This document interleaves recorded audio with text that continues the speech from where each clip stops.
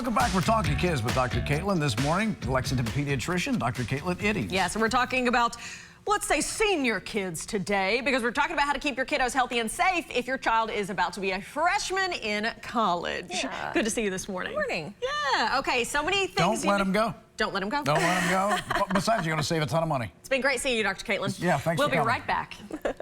Oh no, got to fill time. Okay, no. Right. So how do you want to start this morning? What's maybe the first thing parents should think of as their child is heading into college? Yeah, so college started for most kids a couple weeks ago, and especially as a freshman, they're kind of that age where they're 18, they're an adult, they want to be independent, but they're not quite good at adulting yet. Yes. And so making sure, especially if your kid has a known medical condition, that you really are trying to set them up, like knowing, first of all, what their condition is, if they're on any medications, what those are for, the dose, like how often do they need it refilled.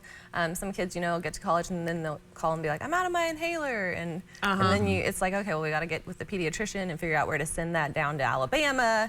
And so making sure that you identify with them, okay, where can I go if I'm sick, which everyone's getting sick right now, starting to remix and being in school. Most colleges have a student health clinic, which is a great resource that's kind of right there local, but knowing like if that's closed or it's a weekend, are there any urgent treatment centers nearby where you can go to get, you know, help. And then having a reliable pharmacy, so letting them identify, okay, well, there's this CVS across the street, or I'm going to use this student health pharmacy, and I need to pay attention to when my inhaler's running out, or when I'm getting to the bottom of my pill, I need to make sure that I'm calling my pediatrician so they can send those refills for me so I'm not running out of medicine. This is a little tricky area for parents, too. Yeah. Because I think you want them to suffer just a little bit without killing themselves. Right. You want them to be responsible. If you helicopter and intervene too much, how are they going to become an adult? So at some point, you got to let them go and figure out consequences, don't you? Yeah, and that's what, you know, I tell them, I'm like, you know, you're 18 now, you are capable of making sure you have your medicines when you need it.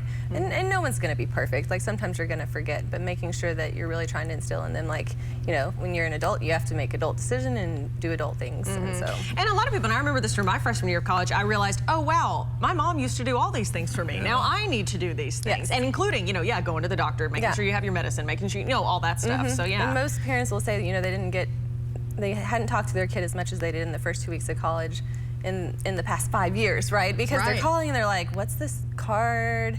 Where's this? What number do I put down? What's a group number? You know, so it's like trying to teach those things a little bit along the way. I usually say at age 13, they should fill out their own sports form so they know their family history. They know you know, what kind of things are wrong with them so that they can talk through those things with the pediatrician along the way instead of just throwing it at them when they're 18 and saying, good luck. Yeah. And one of the things that is important for health, I would imagine, and this is really aimed at guys, is sleep habits and hygiene.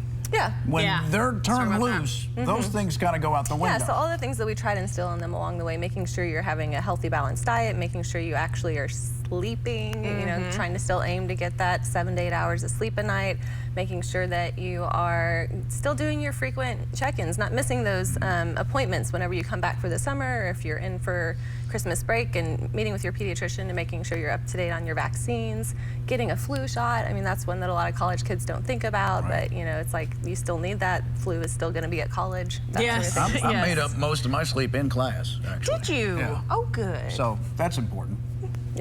Don't do that. Don't do that. Anything else quickly before we go to break? Anything else parents need to know? Those are the big things. Those are the big things. Keep that in mind, guys. Stay safe and healthy no matter how old you are, even if you're headed to college.